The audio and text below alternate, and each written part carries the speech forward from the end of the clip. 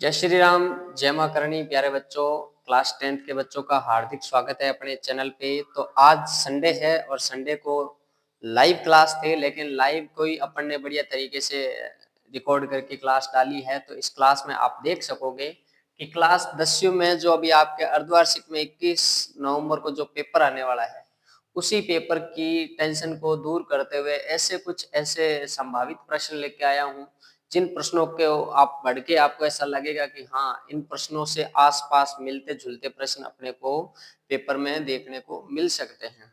ठीक है ना। तो आज मैं जो आपको कुछ ऐसे प्रश्न पेपर, भले ये वीडियो 20-30 मिनट की हो, 50 मिनट की हो, लेकिन क्वेश्चन अपन पूरे कवर करके जाएंगे हर एक। आज इसकी क्लास में मैं 3 चीजें आपको बताने वाला हूँ। सबसे पहले तो मैं आपको एबीसीडी में जो भी पेपर के पैटर्न का रूप रहता है वो पैटर्न बताऊंगा। ठीक है, कि पैटर्न किस तरीके से पेपर का रहेगा।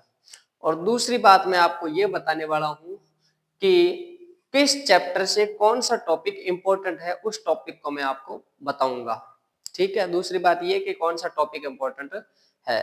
और तीसरी बात ये कि मैं आपको बताऊंगा कि किस तरीके से आपको पेपर को हल करना है और क्या क्या मोस्ट इंपॉर्टेंट पढ़ के जाना है। ठीक है ना। तो बने रहिए चैनल पे, वीडियो को शेयर और लाइक कीजिए और सब्सक्राइब कीजिए अगर आप वीडियो पे नए हैं तो। और अगर पुराने हैं तो वीडियो को कंटिन्यू बैठ के देखना है। ऐसा नहीं है कि 2 मिनट पढ़ के भाग गए, पढ़ाई कर रहे हैं अपन, है ना। तो चलो शुरुआत करते हैं प्रश्नों की। आपके सामने ही प्रश्न है। ठीक है, कि जैसे अपन ने बता दिया कि एथेनॉल किस प्रकार्यात्मक का समूह है। ठीक है ना। मैं यहां से कराऊंगा कि एथेनॉल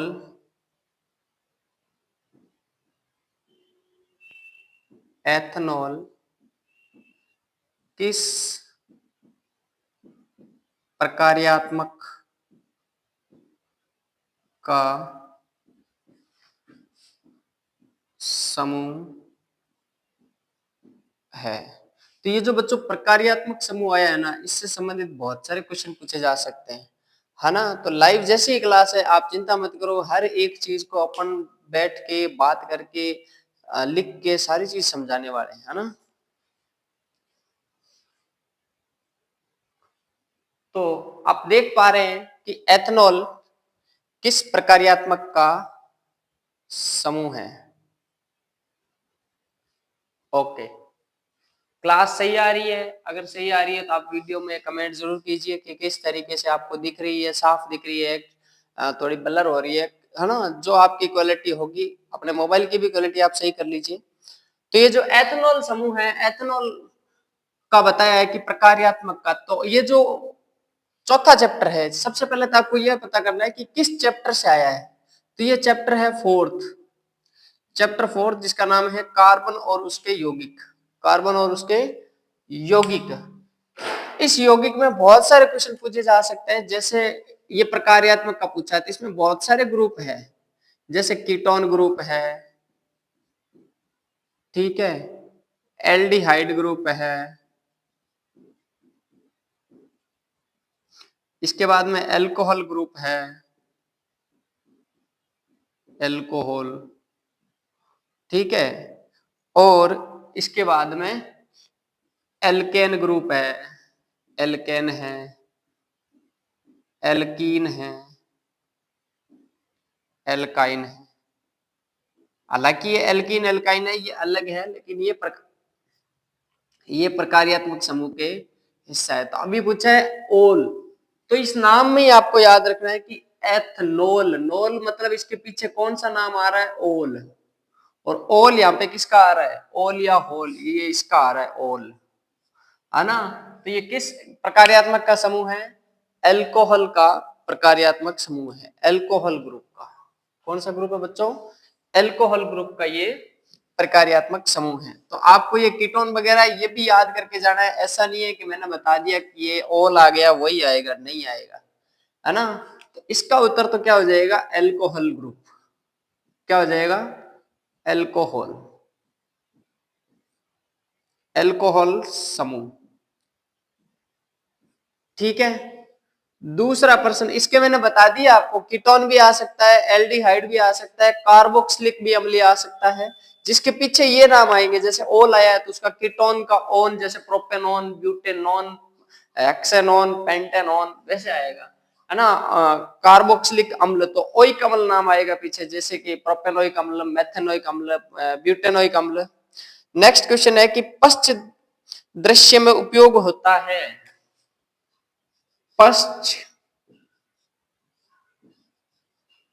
दृश्य में उपयोग होता है।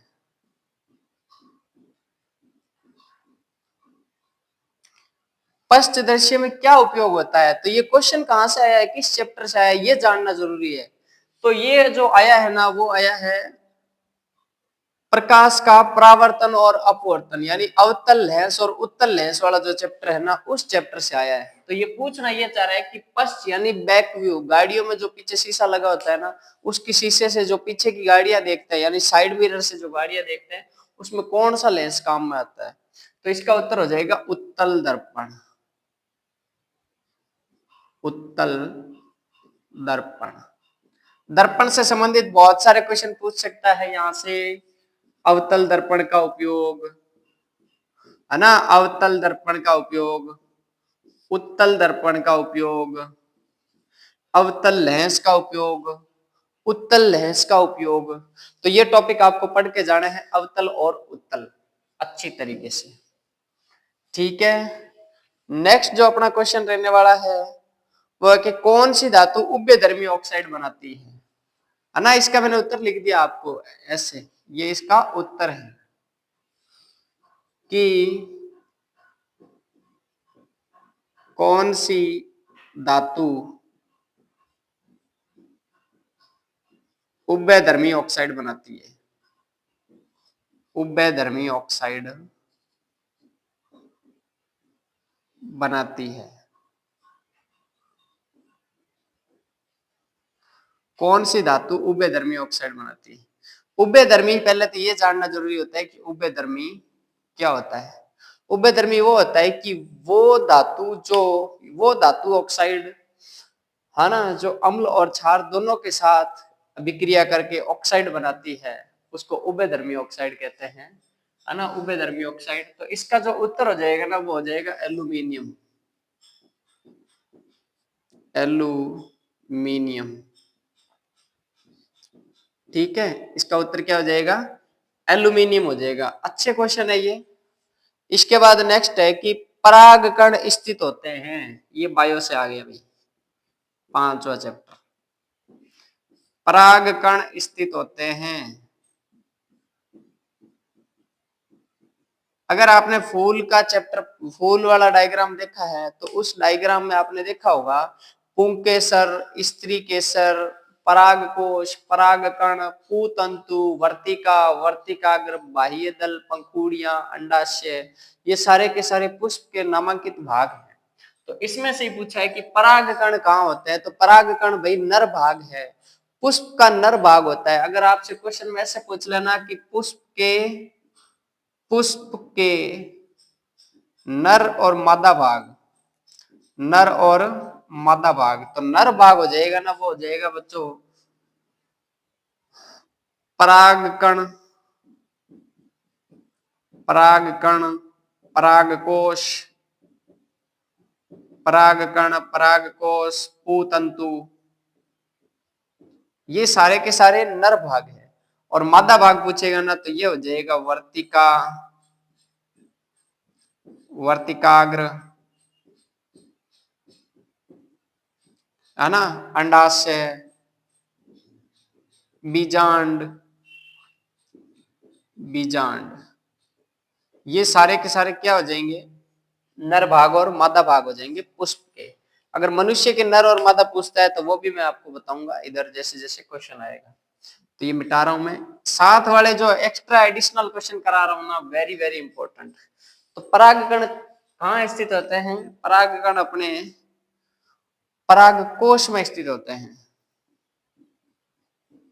परागकोश और नर भाग, नर भाग। है ना। पांचवा क्वेश्चन ये हो जाएगा अपने कि प्रतिरोध का मात्रक क्या होता है। प्रतिरोध, प्रतिरोध का मात्रक क्या होता है। ये मात्रक से संबंधित बहुत सारे क्वेश्चन पूछेगा आपसे, है ना। जैसे विभवांतर का मात्रक, धारा का मात्रक और कार्य का मात्रक, ऊर्जा का मात्रक, ये सारे के सारे मात्रक है ना, पढ़ के जाने आपको। तो प्रतिरोध का मात्रक हो जाएगा, वो तो हो जाएगा ओम मीटर। ओम मीटर। ओम का चिन्ह कैसे होता है, ये ऐसे होता है, ओम मीटर, है ना। धारा का मात्रक क्या होता है भाई, धारा का मात्रक, तो इसका धारा का मात्रक एम्पियर हो जाएगा। धारा का मात्रक क्या हो जाएगा, एम्पियर हो जाएगा। विभवांतर का क्या हो जाएगा, विभवांतर, विभवांतर का मात्रक वोल्ट हो जाएगा। कार्य का मात्रक क्या हो जाएगा, कार्य का मात्रक जूल हो जाएगा, है ना। और शक्ति का मात्रक क्या हो जाएगा, शक्ति का मात्रक यूनिट हो जाएगा, या इसको अपन किलोवाट घंटा भी बोल सकते हैं। तो ये मात्रक है ना, मात्रक से संबंधित आपको पढ़ के जाना है, ये आप 5-7 मात्रक है, पढ़ लेना आप, ठीक है। तो प्रतिरोध का मात्रक क्या हो जाएगा, ओम मीटर हो जाएगा। नेक्स्ट है भौतिक और रासायनिक परिवर्तन। क्या है, भौतिक और रासायनिक परिवर्तन। इतना आप देखो एक बार,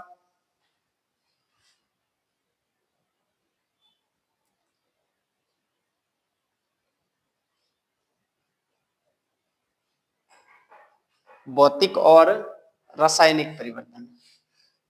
तो नेक्स्ट प्रश्न है अपना भौतिक रासायनिक। मैं देखो क्वेश्चन फॉर्म में लाके टॉपिक कवर करवा रहा हूं। तो ये अपना इधर भौतिक लिखता हूं और इधर मैं रासायनिक लिखता हूं, भौतिक एंड रासायनिक।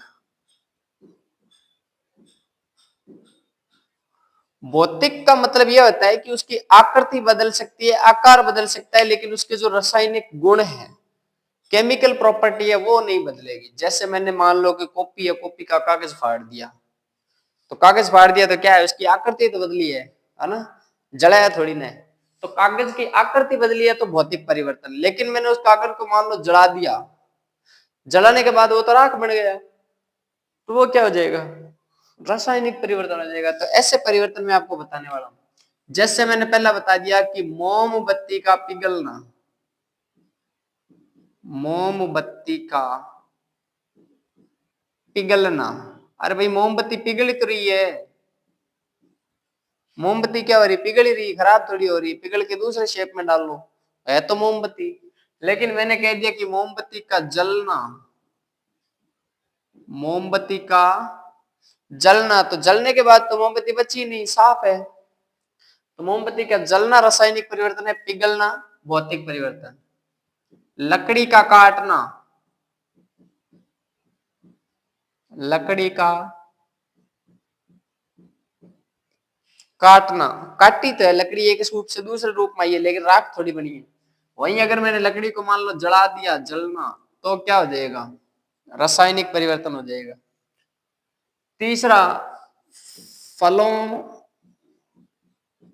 का सलाद बनना या सलाद बनाना।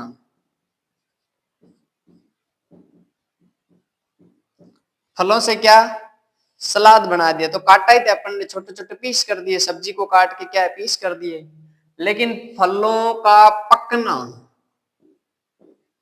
फलों का पकना रासायनिक है भाई। छोटी कैरी थी, कैरी से आम बन गया, कैरी खट्टी थी, आम मीठा हो गया, कैरी हरी थी, आम पीला हो गया, कैरी छोटी थी, आम बड़ा हो गया, है ना। कैरी से अचार बना सकते थे, लेकिन आम का अपन ने जूस बना दिया, तो सारे के सारे रूप चेंज हो गए उसके। तो फलों का पकना रासायनिक है, फलों का कटना या सलाद होना भौतिक परिवर्तन है, ठीक है। और क्या हो जाएगा, फलों का काटना, सब्जियों का काटना, और हो जाएगा लकड़ी का काटना, मोमबत्ती का पिघलना, और हो जाएगा जंग लगना। क्या है भाई, जंग लगना, ये भौतिक नहीं है, ये क्या है, रासायनिक है। और पकोड़े बतलना, पकोड़े तलना, ये क्या है? पकोड़े तल के रूप चेंज हो गया ना, तो ये भौतिक नहीं है, ये क्या है? रासायनिक है। और तेल में तेल में वस्तु तलना, तो ये भी क्या है? भौतिक नहीं है, ये क्या है? रासायनिक है। तो ऐसे परिवर्तन जिसमें कलर, रंग, आकृति, गुण, स्वाद सारे बदल जाए वो होता है रासायनिक, और जिसमें सिर्फ आकृति या आकार बदले वो होता है अपने भौतिक परिवर्तन। तो भौतिक और रासायनिक समझ गए होंगे आप, ठीक है। चलो नेक्स्ट है एंटासिड का उपयोग होता है ना, यहां लिख देता हूं मैं।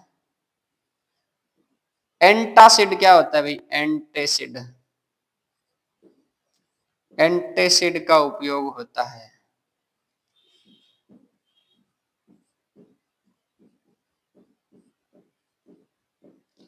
एंटासिड का मतलब होता है कि MgOH2, मैग्नीशियम हाइड्रोक्साइड या milk of magnesia, milk of magnesia,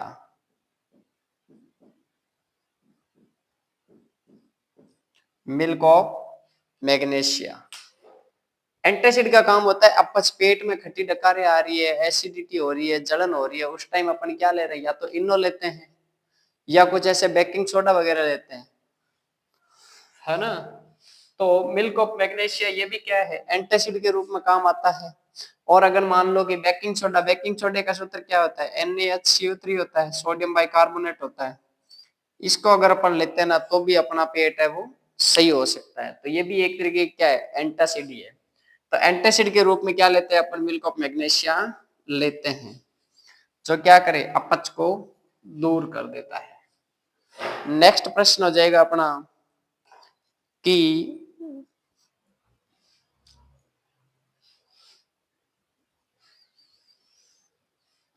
कमरे के ताप पर, ये ताप वाला क्वेश्चन बहुत आएगा भाई। कमरे के ताप पर ब्रोमीन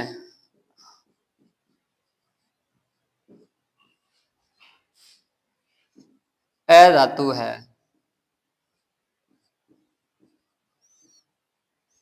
ब्रोमीन क्या है? अधातु। तो ब्रोमीन होती है द्रव।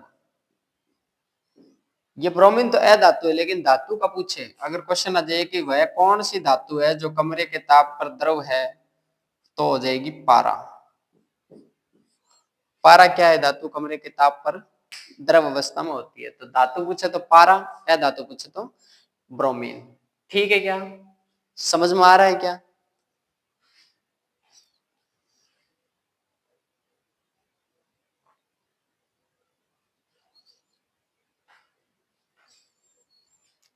तो अब मैं नेक्स्ट क्वेश्चन बताता हूं। आनुवंशिकता का जनक कौन है? आनुवंशिकता का जो जनक होता है वो होता है ग्रेगर जॉन मेंडल, है ना। ऐसे ही प्रश्नों पे चर्चा कर लेता हूं मैं। आनुवंशिकता जो जनक होता है वो जनक कौन है? ग्रेगर जॉन मेंडल है। आनुवंशिकता से संबंधित और भी बहुत सारे क्वेश्चन पूछेंगे कि आनुवंशिकता क्या है और आनुवंशिकी क्या है। विज्ञान की वह शाखा जिसके अंदर इन गुणों का अध्ययन किया जाता है वो आनुवंशिकी है ना। और आनुवंशिकता क्या है? डीएनए में होती है, जो एक पीढ़ी से दूसरी पीढ़ी में जाती है। अभी थोड़े ऐसे क्वेश्चन ही करा रहा हूँ, अभी थोड़े बिजी शेड्यूल है, टाइम टेबल का थोड़ा इश्यू है ना। तो धीरे धीरे मैं क्या है कि टॉपिक वाइज एक टॉपिक लिया, उस टॉपिक की 10-15 मिनट की वीडियो बनाई और आपके सामने शेयर कर दूंगा। ऐसे ऐसे टॉपिक अपन के करते रहेंगे। लंबी वीडियो बच्चे देखते भी नहीं है, बोर हो जाते हैं, और पढ़ाई बहुत कम लोग करते हैं। उनको क्या है? रील्स चाहिए, रील्स पे डांस चाहिए, डांस के साथ साथ म्यूजिक भी चाहिए। उनको खुद को रील बनाने में फुर्सत नहीं मिलती, तो पढ़ाई कैसे करेंगे? तो पढ़ाई करने वाले बच्चे बहुत कम हैं, ठीक है। नेक्स्ट है, कौन सी धातु को केरोसिन में डुबो के रखते हैं? आपने पढ़ा होगा ध्यान से। सोडियम, पोटेशियम, कैल्शियम, तीनों ऐसी धातु है जो क्या है कि मुलायम होती है, लेकिन इन तीनों में से सोडियम है वो क्या है कि आग पकड़ लेती है, पोटेशियम भी आग पकड़ लेती है। इन दोनों को क्या है? ऑक्सीजन और नमी और जल से दूर रखने के लिए केरोसिन में डुबो के रखते हैं ताकि ये आग ना पकड़े। इनको चाकू से भी काटा जा सकता है। इनको केरोसिन में डुबो के रखते हैं। ये मुलायम होती है और ये तीव्र अग्निशील होती है। ठीक है ना। तो ऐसा प्रश्न आ सकता है कि निम्न में से कौन सी धातु है जिसे चाकू से काटा जा सकता है। तो वो क्या हो जाएगी, सोडियम और पोटेशियम हो जाएगी। कैल्शियम को नहीं काट सकते, कैल्शियम थोड़ा सख्त होता है, लेकिन सोडियम को काट सकते हैं। सत्य है, सत्य है। कौन पारा धातु है, द्रव है। यस। लिटमस एक क्या है, संश्लेषित सूचक है। अगर आपको सूचक याद है तो सूचक से संबंधित क्वेश्चन आएगा। सूचक होता है वो एक तरीके का अम्ल और क्षार की सूचना देता है। सूचक का काम क्या होता है, सूचक बोले तो इंडिकेटर, वो क्या करता है, अम्ल और क्षारक की सूचना देता है। ठीक है ना। सूचक क्या करता है,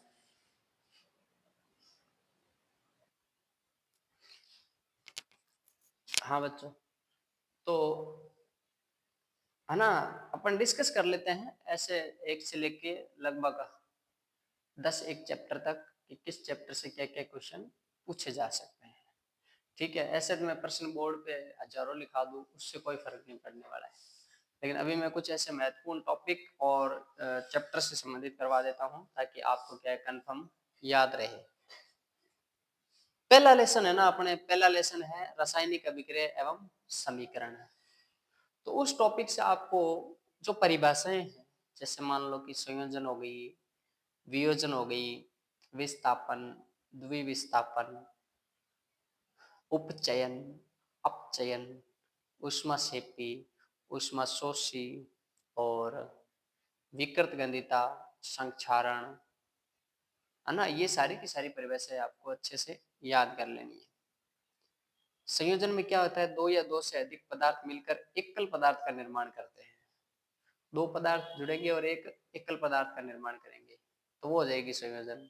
वियोजन इसके उल्टा है। एक एकल पदार्थ होगा, उसको गर्म करेंगे या फिर तापमान ज्यादा रखेंगे या फिर सूर्य के प्रकाश में, या फिर उसमें वियोजन या विद्युतीय वियोजन। उसमें विद्युतीय और प्रकाशीय तीन वियोजन होते हैं। तीनों से वो क्या पदार्थ टूटकर अलग अलग उत्पाद बनाएगा, दो या तीन बना सकता है, वियोजन हो जाएगी। द्विविस्थापन या विस्थापन में क्या हो जाएगा, विस्थापन में दो पदार्थ एक साथ जुड़े होंगे, जैसे CuSO4 कॉपर सल्फेट है। जैसे इसकी Fe के साथ क्रिया करवाएंगे तो Fe ज्यादा क्रियाशील होने के कारण Cu को क्या है, भगा देगा और उस कारण FeSO4 प्लस Cu बन जाएगा। तो विस्थापन में क्या है, एक अधिक क्रियाशील तत्व दूसरे कम क्रियाशील तत्व को उसके यौगिक से हटा देता है, तो इसे बोलते हैं विस्थापन अभिक्रिया। द्विविस्थापन क्या हो जाएगा, आयनों का आदान प्रदान, यानी ऐसी अभिक्रिया जिसमें आयनों का आदान प्रदान होता है, यौगिकों से तत्वों को अलग किया जाता है, वो हो जाएगी द्विविस्थापन अभिक्रिया। ठीक है। और उपचयन जिसमें ऑक्सीजन का योग हो, हाइड्रोजन की कमी हो। अपचयन जिसमें हाइड्रोजन का योग हो और ऑक्सीजन की कमी हो। और रेडॉक्स अभिक्रिया वो होती है जिसमें ऑक्सीजन का योग होता है और हाइड्रोजन की कमी होती है। यानी उपचयन और अपचयन दोनों प्रकार की अभिक्रिया होती है, उसको क्या बोलते हैं, रेडॉक्स बोलते हैं। और अपने संक्षारण, संक्षारण का मतलब होता है कि ऑक्सीजन और वायु की उपस्थिति में जब लोहे के ऊपर जंग लग जाता है तो उस जंग लगने की प्रक्रिया को क्या बोलते हैं, संक्षारण बोलते हैं। ठीक है। संक्षारण तीन प्रकार का लगता है। जब लोहे पे संक्षारण लगता है तो भूरी परत चढ़ती है, और तांबे पे लगता है तो हरी परत चढ़ती है, और सिल्वर पर मतलब चांदी पे चढ़ता है तो काली परत चढ़ती है। ठीक है। तो ये क्वेश्चन आ सकता है कि तांबे पर परत का रंग कैसा होता है, हरा होता है, लोहे पर कैसा रंग होता है, भूरा होता है, और चांदी पे कैसा होता है, काला होता है।